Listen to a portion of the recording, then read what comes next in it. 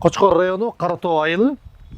Биз Тойгонбаев атындагы 15-кесиптик лицей менен мугалимдин ортосундагы араздашуу жөнүндө айтып бермекчибиз.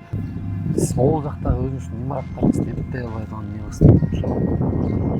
Лицейдин директорунун үйүнө кирип жашаган жокмун. Могу мыйзамдуу документ менин колумда тургандан кийин мен ишендим. Ана буга мен канча эмгегим кетти. Өзүм 4 балам бар, жалгыз бой энемин.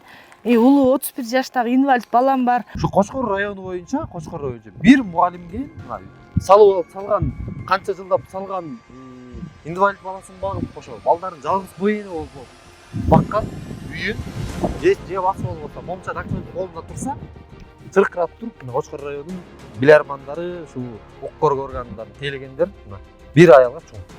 Кызыл китепти мыйзамдуу түрдө берет, макул сатып алдык. Анан кайра мамлекет муну жокко чыгарат, кайра берет. Кандай бул ушу? Мыйзамдуу барбы ушу? Кыргызстанда барбы, адилеттүү барбы? Лицейдин жерин жеке менчик тарапка өтүп кеткенин биз ушундай кайтардык. Бирок кимден кайтардың? Кантип кайтардың? Маселе ошондо да. Кимден кайтарып алдың? Же бир көпөстөн кайтардыңбы? Же бир байдан кайтардыңбы? Же бир депутаттан кайтардыңбы? Же бир министрден кайтардыңбы? Жок, сен мугалимден кайтарып атасың. Өзү мугалим болсо, жалгыз бой эне болсо, бир баласы инвалид болсо, тапкан ташыганы, жалгыз көргөнүн, ушунча жылдан бери короткон өмүрү, жанагы караган үйү болсо, макул текти соттон уттуңуз, алдыңыз, эмне кыласыз аякта? Баланса да.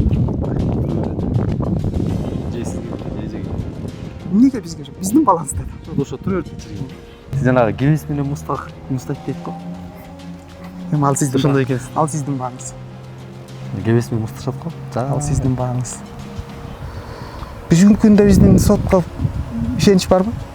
Жок. Прокуратурага барбы? Жок. Мен ишенем, мен ушуларга бердим, ушулар тынчтык берди.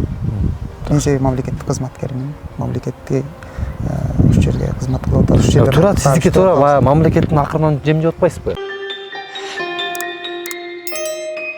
Ошо Кыргызстан боюнча Садыр Жапаров айткан убагында мыйзамдаштырылып кеткен, убагында жеке менчикке берилип кеткен жерлер, мамлекеттик имараттардын баары кайтарылсын дегенди Кочкор районунун прокурору, Кочкор районунун мен деген ушул билермандардын баары биригип алып, бир мугалимден 17 сотик жерин жана ушул маңдай тери менен салган үйүн алуу менен далилдеп жатышкандай.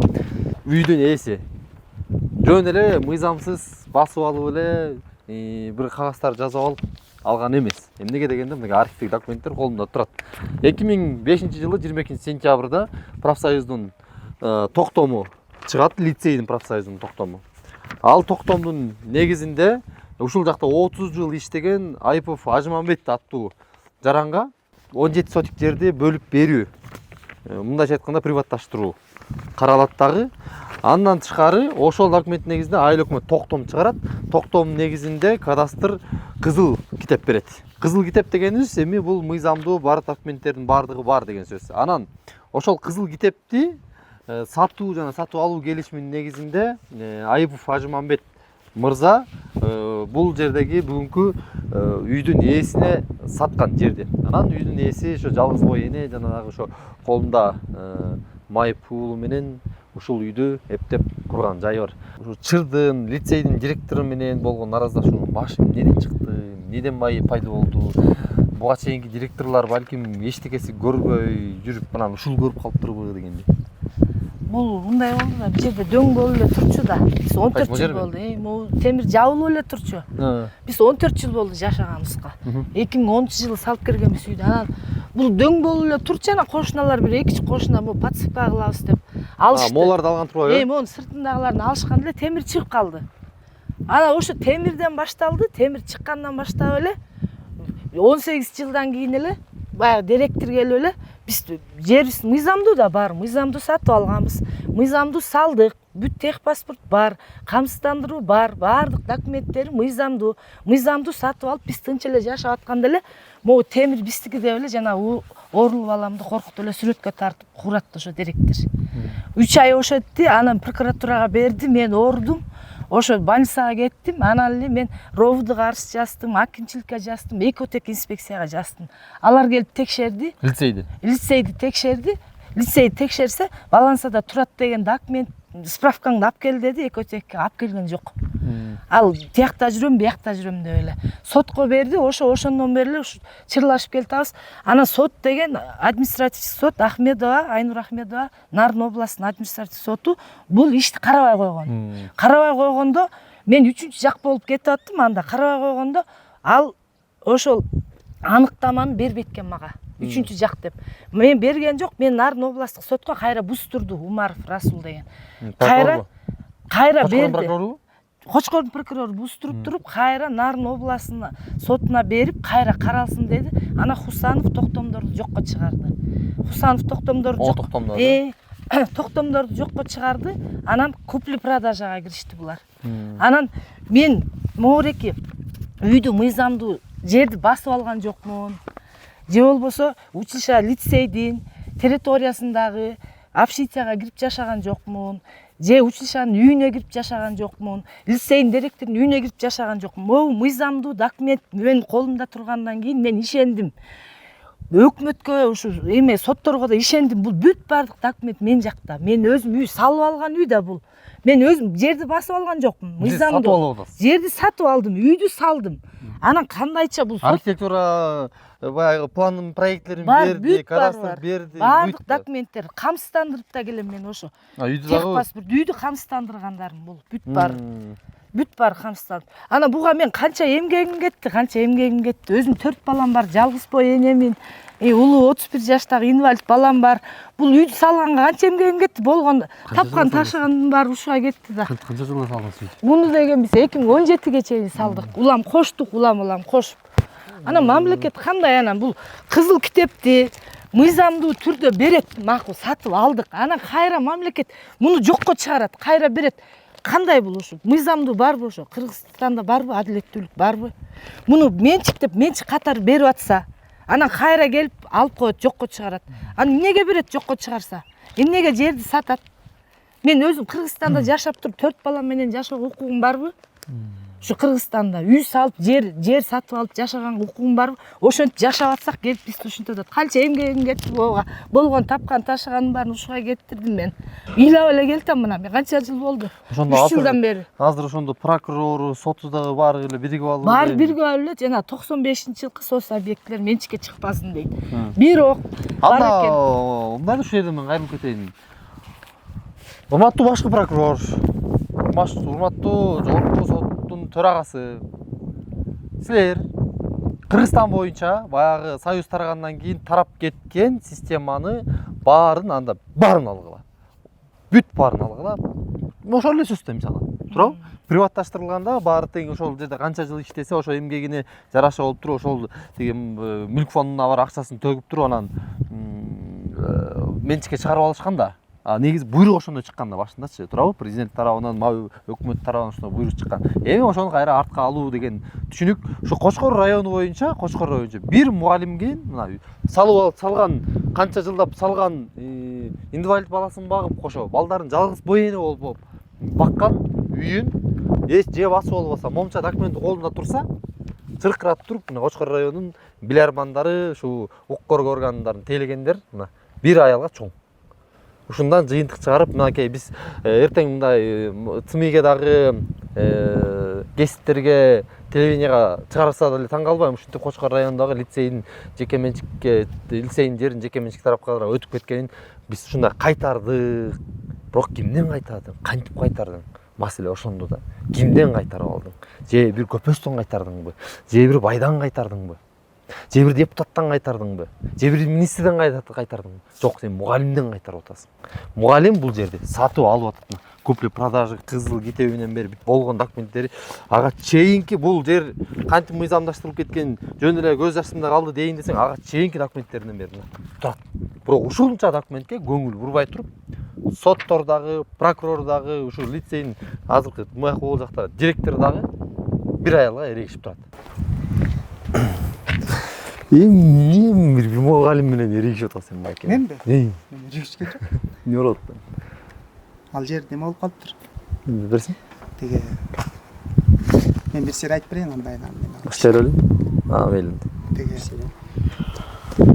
балансадан чыкпай калыптыр. Бул жерден саткан. Теге агентстводанбы? Агентство. Ошончо эле мен да баланста жүрдүм. Анан темирди көрдүңөр да. Жанагы жок темир, анан неме? Берки кызыл кирпич. Бергизил ошол экөө Менде балансада турат. зданияда. А жеричи? Ошо жери менен кошо да. Жери менен кошо. Бул жерди бизге септик катары пайдаланып жүргөн. Ылдый кара, э? 15 жыл мурун деп чыкты, точно эмес да. Ошол бул жерден жыйналыш кылышыптыр. Кол көтөрүптүр, макул берели дешиптир. Профсоюзный ооба. Жыйналышы бар экен, буйругу бар экен. Анан макул берилсин дейт. Анан бул киши сатып ийген, жеринде болгон анам деген. Сатат. Ошону Купли продажа менен. анан бул жерден ошонун баарын тең алып алып, анан агентствого барып, агентстводон списать этип таш керек болчу да. Жетилбей калат. Процесс жүрбөй калат. Аны неме тиги айыл өкмөтүнүн деле кадастрын эмнеге сурабайт? 15 жыл мурун эмне болду, кандай болду? А негизи сиздин азыр максатыңыз кандай ушу?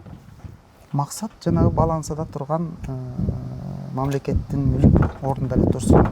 Просто бул 2 жыл мурун бул темир кымбаттап кеткенде эле, ошол темирди сатам дегенде эле мен ошого каршы чыктым. Ой, бул мамлекеттин балансасында турат, сатканга Ал мен чим деди?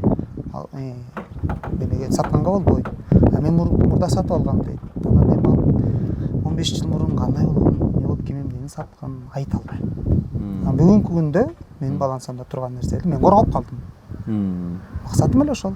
Эмне болот? Макул сиз сотторду уттуңуз анан. Эмне болот? Имарат менен темир бери жакта эле өзүнчө турат. Мен ошол эле көрдүм. А эженин аркы үйү ар жакта эле өзүнчө турат. Анан жери ошо 17 соттун ичинде болуппу?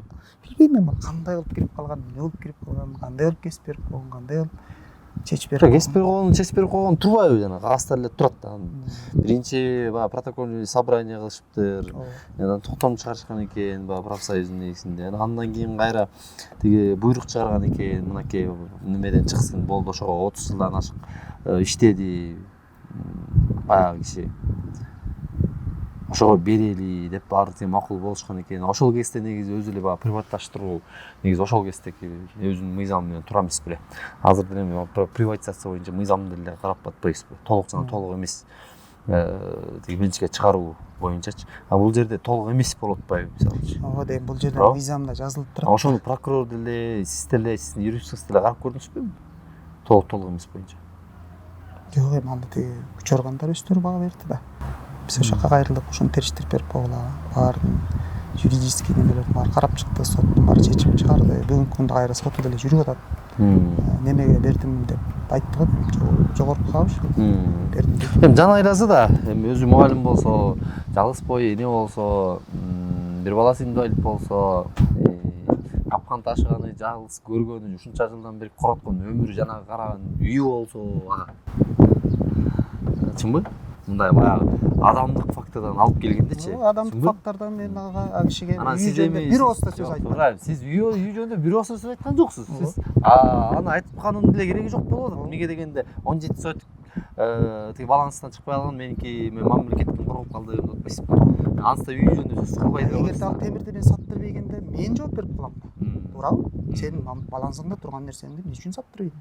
А мен эмне деп жооп беришим? Ошон үчүн күч органына кайрылдык. Ушуну териштирип берип койгула. Болду.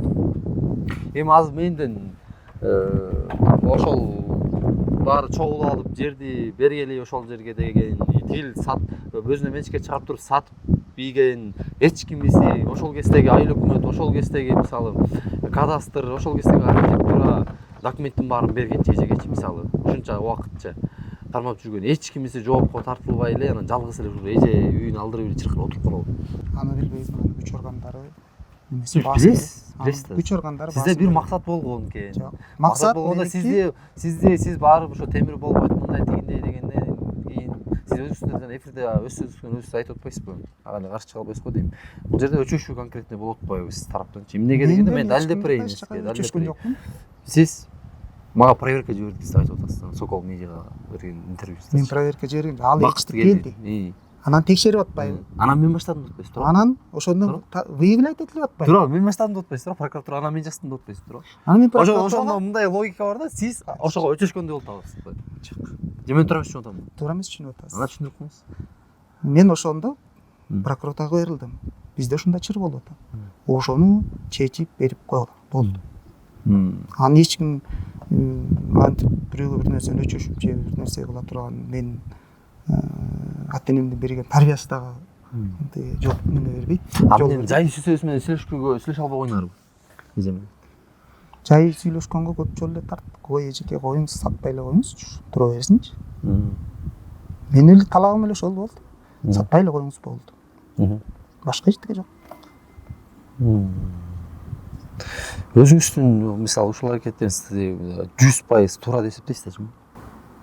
Туура мыйзам боюнча кайсы? Мыйзам боюнча иш алып барып атабыз болду. Адамдык жагынан. Иә. Адамдык жагынан. Адамдык жагынан мыйзамдын алдында баарыбыз бирдей эле жооп беребиз да.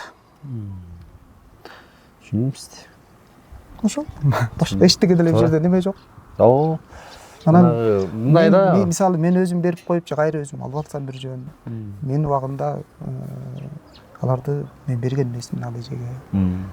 Анан биздин баланста турган нерсени эле саттырбай алып калган. Болду. Ал жерде эле мактап сиз айтып атпайсызбы, мен тиякты коргоп калдым депчи. Туура. Ал баягы баарыбыз эле өзүбүздү туура дейбиз да. Мыйзам алдында бирдей дейбиз да. Бек сөз бар, чынбы? Анан үчүнчүсү момундай болуп атат да. Сиз могул жактагы өзүңүздүн имараттарыңызды эптей албай атган эмне кыласыз деген суроо. Биякты бирөө сатам деген жок да. Эптей албаганда ушуну өзүбүздүн күчүбүз менен ак тапсырдап, өзүбүздүн күчүбүз менен колубуздан. Мамлекет карабайбы? Мамлекет эмнеге карабайт? 250 бала окуп атсаңыз. Мамлекет тарабынан эми прочий расход деп бир аз акча бөлүнөт эми ал. Моунча имаратка бир кичинекей үйгө канча акча барат окуз жагыначы. Анан быйылкы немебиз ушул жерде теплица бар, көргөзсөм деле болот. Ошону 1,5 миллион сомго капремонт кылдырдык. Макул тиякты соттон уттуңуз, алдыңыз, эмне кыласыз аякты? Балансада тура берет. Тура берет. Же сизге жок, же эжеге жок. Эмнеге бизге жок? Биздин баланста да. Ошо тура берет да чирген бойдо. Үй кошо турабы? Кандай менетмен келгени. Бирок бул жерде мындай эжеге деле кое турган эч кимдин мындай эгер мен эже түз бул жактан жерди алып, анда мен күмөн болмокмун да. Түз алсачы, мен күмөн болуп. Кандай ошол кезде кантип кимдин оозун майлай коюп, кандай кылып алып койду жерди депчи. Ойломокмун да, бул деген сатып алып атпайбы? Добросовестный покупатель деген түшүнүк бар го. Сатып алып атпайбы? Мен деле эч кандай каршылыгым жок. Мен жок. Каршылык көрсөтөсүз го? Үйүнө каршылыгым жок. Үйүнө каршылыгым жок. Сиз жанагы кебес менен мустак дейт го. Эми ал сиздин. Ошондой экенсиз. Ал сиздин бааңыз. Кебес менен мусташат го. Ал сиздин бааңыз. Бүгүнкү күндө биздин сотко ишенич барбы? Жок. Прокуратурага барбы? Жок. Мен ишенем, мен ушуларга бердим, ушулар териштирип берди. Мен себеби мамлекеттик кызматкермин. Мамлекетке ушул жерге кызмат кылып атам. Ушул жерде. Туура, сиздики туура, баягы мамлекеттин акырынан жем жеп атпайсызбы? Туура. Сиздики мен туура эмес деген жокмун. Сиз баягы өзүңүздү коргоп атасыз. Ооба, туура анысы. Ошол эмне дейсиз? Айтарым ошол. Баягы аял киши менен эркек кишиңизди ийгилик эле кылайын, башка эмне кылам? Аял киши. Мугалим Мен эрегишкен жокмун. Сот мыйзам. Жолуңуз болсун. 15-чи кесиптик лицей. Азыр биз баардык аймагын көрсөтөбүз. Бул жакта эмне бар, эмне жок, кайсынысы жарактуу, кайсынысы жараксыз экенинчи. Анан биз директор менен азыр сүйлөштүк, өзүңөр көрдүңөр. Бул жак мен болгону биздин баланстагыны коргоп калды деген баягы кагазга ургун өтө бир мыйзам чегинде деген сөзүн айтты. Туура, бул жактын өзүнүн позициясы. Бирөөнүн позициясын бирөө чектебейт. Анан могул жерде момундай түшүнүк бар да. Сатып алсаң, мыйзамдуу документтериңди мамлекет сага карматып атса, үйдү салсаң, 15 жылдан бери эч ким мун чукпаса, анан эле туруп кара басып, мунун жараксыз деп болгондо дагы мугалим, жалгыз бой эне, индивидуалдык баласы бар. Мындайча айтканда болушары жок. Айымга эрегишкен кочкордун кыйындары аман болду. Башка эмне дейм?